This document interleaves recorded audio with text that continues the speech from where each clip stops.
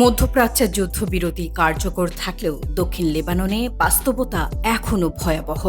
লেবাননের অভিযোগ, ঘোষিত যুদ্ধবিরতির মধ্যেও ইসরায়েল ধারাবাহিক বিমান হামলা, ড্রোন স্ট্রাইক ও গোলাবর্ষণ চালিয়ে যাচ্ছে। সাম্প্রতিক হামলাগুলোর মধ্যে সবচেয়ে বড় আঘাত আসে দক্ষিণ লেবাননের সাকসাকিয়ে, নাবাতিয়ে, টাইর ও বৈরুত উপকণ্ঠে। সর্বশেষ তথ্য অনুযায়ী মাত্র একদিনের হামলায় অন্তত ১৬ থেকে ২০ জন নিহত হয়েছেন এবং ৩০ জনের বেশি আহত হয়েছেন। নিহতদের মধ্যে শিশু, নারী ও বেসামরিক নাগরিকও রয়েছে।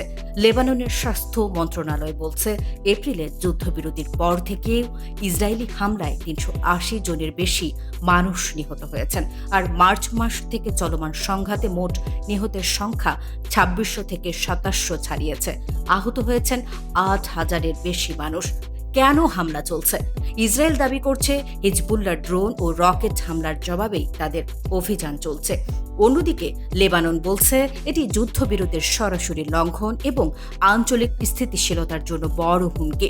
ইরান, যুক্তরাষ্ট্র শুধু লেবাননে সীমাবদ্ধ নয়, কারণ হেজবুল্লাহ ইরান সমর্থিত গোষ্ঠী হওয়ায় লেবাননে প্রতিটি হামলা সরাসরি প্রভাব ফেলছে যুক্তরাষ্ট্র ইরান শান্তি আলোচনায়।